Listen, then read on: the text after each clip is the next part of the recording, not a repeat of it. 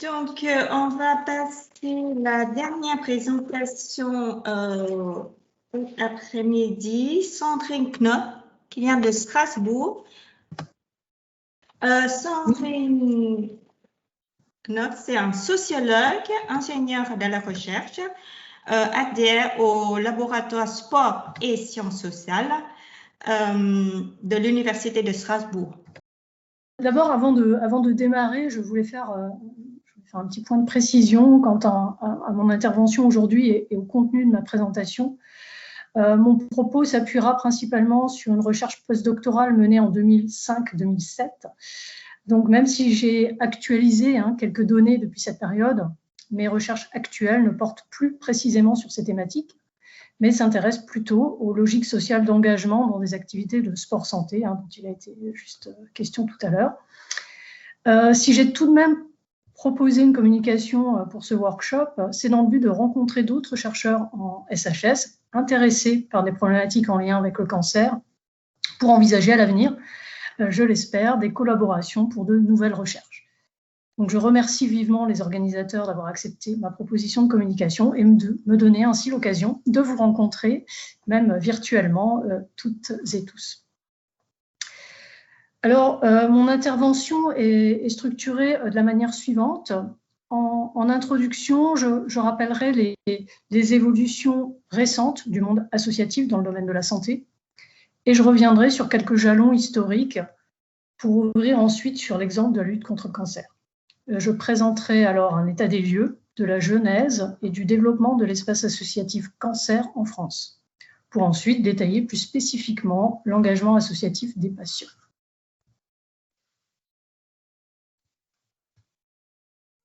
Alors, chaque année en France, il y a environ 70 000 associations qui sont créées.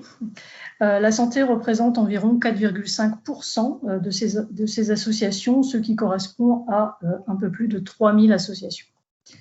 Des patients sont parfois à l'origine de ces créations, ou plus généralement s'engagent dans des associations en lien avec leur pathologie. Le contexte socio-politique de la fin des années 1990, marqué notamment par la lutte contre le sida et la publicisation de plusieurs scandales sanitaires, a été propice à l'émergence du concept de démocratie sanitaire. Ce dernier défend la participation des usagers au processus d'élaboration des politiques publiques. L'institutionnalisation de la prise de parole des usagers de la santé est le résultat d'un important travail militant associatif consacré juridiquement par la promulgation de la loi du 4 mars 2002 relative aux droits des malades et à la qualité du système de soins. L'inscription de cette problématique à l'agenda politique correspond à un tournant majeur après la Seconde Guerre mondiale dans l'histoire des collectifs d'usagers de la santé en France. Mais pour mieux saisir l'ampleur de ces évolutions récentes, il est utile de donner des repères sur l'histoire en France du mouvement associatif dans le domaine de la santé. Il se caractérise par 3 grandes périodes. La première, qui correspond au XIXe siècle, est celle de la charité à l'égard de certaines catégories d'indigents malades ne trouvant leur place ni à l'hôpital ni à l'hospice. La deuxième période, qui couvre la fin du XIXe et le début du XXe siècle, inscrit la lutte contre la maladie dans celle contre les fléaux sociaux et voit ainsi apparaître les ligues contre la tuberculose, la syphilis, l'alcoolisme ou le cancer. Enfin, la troisième période, qui démarre après la Seconde Guerre mondiale, se caractérise par une plus grande diversité des logiques d'action. Collecte de fonds destinés à la recherche biomédicale, gestion de structures de prise en charge et auto-organisation des usagers sur le modèle des groupes de self-help développés aux États-Unis. Mais qu'en est-il de ces évolutions dans le domaine de la lutte contre le cancer ? Je souhaiterais en particulier expliciter plus en détail comment les patients atteints de cancer s'engagent dans le monde associatif. Mais avant d'évoquer ces logiques sociales d'engagement, un rappel des principaux jalons historiques du développement des associations de lutte contre le cancer est nécessaire. La compréhension des logiques actuelles qui sous-tendent l'engagement des patients oblige au préalable à un rapide détour par l'histoire de la construction et de l'évolution de cet espace associatif afin de donner des points de repère incontournables. Les formes d'engagement associatif des patients s'inscrivent en effet dans un état du marché associatif historiquement constitué. C'est pendant l'entre-deux-guerres que le cancer est érigé en fléau social et que prend naissance la lutte contre le cancer. La Ligue contre le cancer est ainsi créée en 1918 dans le but de sensibiliser les représentants politiques et le public au danger social que représente le cancer. Jusqu'à la Seconde Guerre mondiale, les activités de la Ligue se concentrent essentiellement sur l'équipement des centres anticancéreux et sur l'aide aux malades.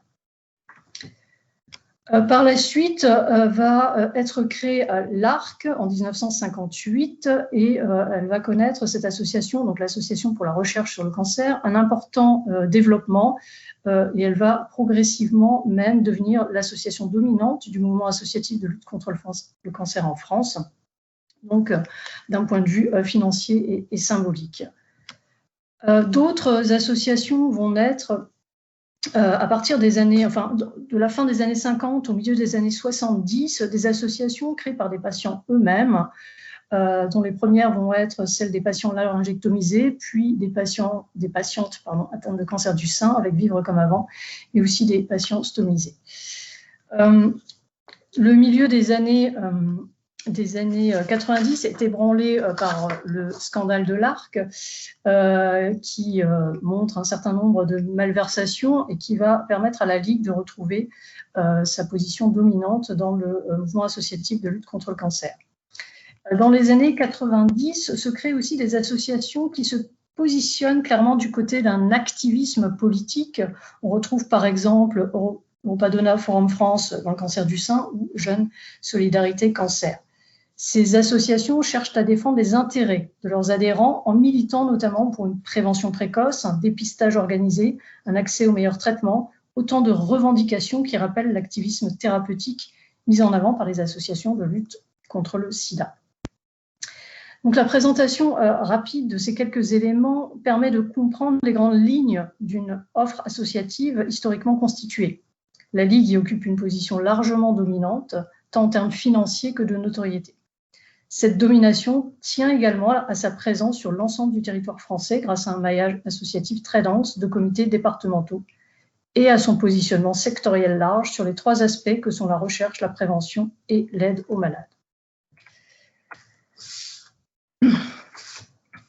Au cours des années 90, l'on constate également une multiplication dans la création des associations dans le domaine de lutte contre le cancer.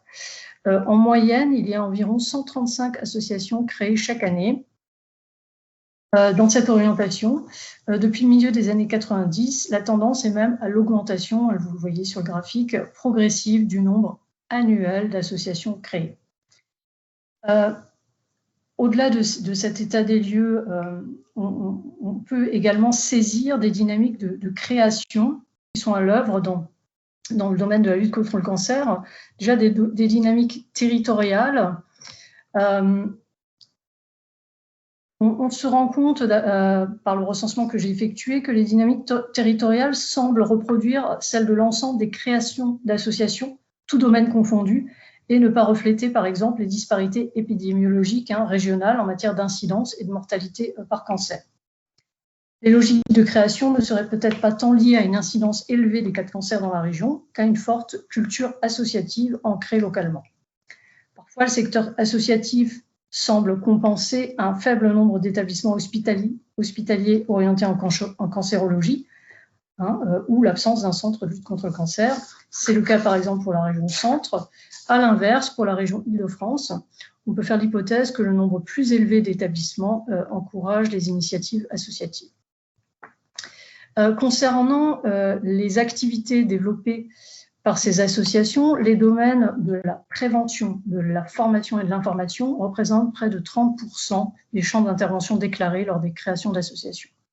Souvent, il s'agit d'associations multi-activités, orientant leurs activités vers plusieurs domaines. Des actions en faveur des malades sont envisagées par 24% des associations créées entre 1996 et 2015. La proportion d'associations proposant des actions de soutien aux malades a augmenté au fil des 20 dernières années. Vous voyez sur le graphique. Et à partir de 2011, c'est même ce type d'objet qui devient majoritaire. soutien moral et psychologique, diffusion d'informations, soins esthétiques, activités culturelles ou aides financières et matérielles sont proposées à destination des patients. Maintenant, si on se concentre plus spécifiquement sur les associations qui proposent justement des actions en faveur des patients, après avoir fait passer une enquête par questionnaire, quelques indications ressortent sur la structuration de ces associations. D'abord, on se rend compte que ce sont le plus souvent des patients ou des proches de patients qui sont à l'origine de ces associations. Les médecins s'avèrent d'ailleurs principalement, environ 75%, à l'initiative de la création lorsque l'association propose des activités de recherche en plus des actions en faveur des malades. Inversement, lorsque l'association ne mène pas d'activité en matière de recherche, ce sont les proches et les patients qui, à 65%, sont à l'origine des créations. Bien souvent, notamment dans le cas des proches, c'est l'envie d'agir en matière de lutte contre le cancer qui anime les intentions de créer des associations. La diversification relèverait surtout dans le domaine des actions en faveur des malades d'un investissement associatif engendré par un vécu personnel en rapport avec la maladie. Les associations créées dans le domaine des actions en faveur des malades s'avèrent souvent être des associations multi-activités, comme vous voyez sur le graphique, orientant également leurs activités vers la recherche et ou la prévention, sans qu'il soit précisément possible de savoir quelles sont les activités les plus développées. En ce qui concerne maintenant spécifiquement les actions en faveur des malades proposées par les associations enquêtées, il apparaît en premier lieu qu'est privilégié le soutien moral et psychologique sous forme d'entraide entre patients et anciens patients, de permanence téléphonique, de visites dans les hôpitaux ou d'aide apportée par un psychologue. En deuxième intention sont également souvent citées la diffusion d'informations ainsi que les soins esthétiques proposés aux patients. D'autres actions sont encore mises en œuvre, mais de manière plus ciblée par certaines associations seulement, telles les aides financières, matérielles ou administratives ou l'organisation d'activités culturelles. Alors, la compréhension des formes d'engagement associatif des patients atteints de cancer, au-delà de cet état des lieux très, très général que je viens de vous dresser, nécessite aussi de saisir quelles possibilités donc sont offertes aux malades de s'investir dans le monde associatif de lutte contre le cancer. En effet, vous l'avez vu, très nombreuses et variées, les associations développent différents types d'activités plus ou moins à même d'être investies par les patients eux-mêmes. Donc, pour comprendre les logiques d'engagement des patients atteints de cancer dans des associations de lutte contre le cancer, nous avons recueilli des données empiriques. Donc, l'histoire de l'évolution de l'espace associatif dont je viens de vous parler a orienté le choix des associations à enquêter afin de constituer un échantillon qui rende compte de la diversité de l'offre en ce domaine. Donc, nous avons retenu d'une part des associations qui historiquement ont été pionnières dans la formalisation d'une aide aux malades et qui se caractérisent par une ancienneté de plus de 40 ans et une implantation géographique qui couvre une grande partie du territoire national. D'autre part, nous avons cherché à prendre en compte des associations plus jeunes et présentant des actions innovantes. Nous avons effectué des entretiens semi-directifs avec une 50aine de membres de ces associations. Ainsi, au minimum, 5 personnes ont été interviewées au sein de chacune des associations retenues pour l'étude, dont au moins un membre du conseil d'administration. Au sein des associations investies dans l'aide aux malades, l'engagement des malades peut être soumis à des critères de sélection plus ou moins formalisés qui vont conditionner à des degrés divers la possibilité même de leur engagement ou les rôles susceptibles de leur être dévolus. Une condition que nombre d'associations, dont Vivre comme avant par exemple, pose comme préalable à un engagement des personnes atteintes de cancer et la distance avec la maladie, mesurée à l'aune de la durée qui les sépare de la fin de leur traitement. L'idée sous-jacente est d'évaluer le passage du statut de malade à celui d'ancien malade. L'activité de visite de certaines associations d'entraide tend à justifier un recrutement plus sélectif des malades dont l'aptitude au bénévolat et le rapport à la maladie ont été évalués positivement. Pourtant, d'autres associations, comme la Ligue, basent leur recrutement sur des principes similaires, défendant l'idée que le recul avec la maladie est censé tempérer, d'une certaine manière, l'attitude agressive ou revendicative de certains patients. Je vous mets ici un extrait d'entretien où une membre de la Ligue explique comment elle reçoit donc les futurs patients qui voudraient s'engager. Donc elle dit « On reçoit les futurs volontaires parce qu'on est obligé de voir un petit peu à qui on a affaire. On reçoit tout le monde, il n'y a pas de refus immédiat. Ceci étant, il y a un entretien, donc on peut voir à qui on a affaire évidemment. Et cet entretien se déroule avec 2 membres du réseau des malades. Vous en verrez qui viennent avec leurs perruques, etc., qui sont en pleine chimio effectivement chez nous.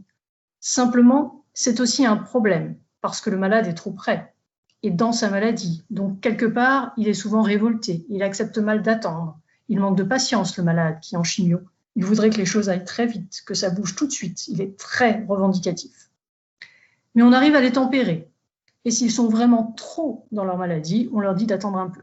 On les invite aux assemblées générales, mais on ne les intègre pas à un groupe de travail. Des associations créées plus récemment, comme Jeunes Solidarité Cancer et Essentiel par exemple, et développant notamment des forums de discussion sur Internet, n'adoptent pas ce type de critères de sélection. Au contraire, il y a une volonté explicite de permettre l'engagement, quel que soit le moment du parcours de maladie. Ainsi, de manière plus ou moins formelle, les associations développent et légitiment des conceptions de l'engagement des malades. L'objet de l'association, son histoire, mais aussi l'image qu'elle cherche à véhiculer dans l'espace public, influence ses prises de position non seulement quant au possible engagement des malades, mais aussi quant à la forme que doit prendre leur encadrement. Ainsi, s'opère aussi une distinction, pour ne pas dire une division, entre malade et non malade. En effet, il ne suffit pas d'avoir été considéré comme malade apte à s'engager pour toujours être en mesure d'occuper des fonctions de responsabilité. Ces formes légitimes d'engagement des malades, développées par les dirigeants des associations, souvent non malades, peuvent donner lieu à des luttes internes quant à leur imposition. Le flou résidant autour des catégories de malades, anciens malades ou non malades, laisse place à débat. La manière dont les associations se positionnent les unes par rapport aux autres et formalisent les modes de recrutement et de participation des malades en leur sein contribue à définir les formes que peut revêtir l'engagement associatif des malades. La seule condition d'un diagnostic de cancer ne suffit pas à autoriser l'engagement dans certaines associations où des conditions de recul temporel avec la maladie et de modération des revendications sont plus ou moins fortement exigées, contribuant à circonscrire pour les malades l'espace des engagements possibles. Les patients atteints de cancer n'occupent pas toujours les positions de prise de décision dans les associations, comme par exemple au conseil d'administration, même lorsque le mode de recrutement semble moins sélectif. Comprendre l'engagement des malades au sein des associations de lutte contre le cancer nécessite certes de circonscrire l'état de l'offre associative, mais il importe aussi de saisir, à partir de l'analyse des parcours singuliers des malades, ce qui caractérise leur mode d'entrée dans l'espace associatif. Ces modes d'entrée sont à mettre en relation avec le moment de la maladie qui caractérise la personne atteinte de cancer qui s'engage et avec les attentes différenciées qu'il est susceptible d'impliquer. Ainsi, en début de trajectoire ou en cas de récidive, par exemple, un régime de proximité directe avec la maladie, du fait d'être soi-même malade et souvent alors en cours de traitement médical, encourage les attentes en termes d'entraide entre patients et ou avec d'anciens patients. Un peu plus de la moitié des malades que nous avons interviewés avaient un passé associatif à leur actif avant même leur diagnostic de cancer. Ils semblaient alors reconvertir dans ce domaine un capital associatif et quelquefois militant acquis dans d'autres secteurs associatifs. Ces patients s'engagent alors dans telle ou telle association du domaine de la lutte contre le cancer, proposant des activités similaires à celles précédemment soutenues dans d'autres secteurs associatifs. On observe également un recrutement social différencié en fonction des associations. Les bénévoles des associations les plus anciennes étaient majoritairement des femmes inactives, qu'elles soient à la retraite ou sans profession, ayant souvent une ou plusieurs expériences associatives à leur actif, avant de s'engager dans la lutte contre le cancer. Seule l'Union des associations françaises de laryngectomisés et mutilés de la voix comptait surtout des bénévoles masculins, du fait des spécificités épidémiologiques des cancers des voies aérodigestives supérieures. Les associations plus récentes, donc Europadona, Jeunes Solidarité Cancer et Essentiel, recrutaient leurs bénévoles parmi les femmes actives exerçant majoritairement des professions intermédiaires. Une part d'affinité élective semble opérer, homogénéisant le recrutement social des bénévoles au sein de chaque association. Alors, les analyses présentées ici apportent des éléments de compréhension des grandes tendances de création et de développement des associations de lutte contre le cancer en France. Un des principaux constats est la densification progressive de cet espace. Bien que les politiques de lutte contre le cancer soient fortement polarisées autour d'enjeux biomédicaux, les patients semblent avoir fait entendre leur voix, souvent par l'intermédiaire de porte-parole. Ainsi, à la fin des années 1990, la Ligue a affirmé la nécessité de mettre sur un même niveau symbolique ces 3 missions sociales fondatrices, donc recherche, prévention et aide aux malades, et a donné la parole aux malades dans le cadre d'états généraux des malades du cancer organisés en 1998, 2000 et 2004. La Ligue réussit ainsi à s'instituer comme interlocuteur privilégié des pouvoirs publics en tant que porte-parole des malades. Au-delà de la lutte contre le cancer, la représentation des usagers de la santé s'est en effet institutionnalisée en France, notamment par le travail militant effectué par le collectif interassociatif sur la santé, devenu France Asso Santé en mars 2017. L'efficacité de cette publicisation tient à l'alliance des grandes associations françaises dans le domaine des luttes contre les maladies, dont la Ligue contre le cancer, mais aussi AIDE, l'Association française contre les myopathies, par exemple, sur des thématiques transversales de santé publique. Donc la montée en généralité a consisté pour ce collectif d'associations à dépasser les intérêts particuliers liés à chaque pathologie spécifique pour penser et revendiquer des enjeux plus globaux et transversaux relatifs aux droits des malades ou à l'accès aux soins, par exemple. Si les risques d'instrumentalisation de la représentation des patients persistent, son institutionnalisation et sa reconnaissance par l'État permettent une expression de leurs revendications. Voilà, je vous remercie de votre attention.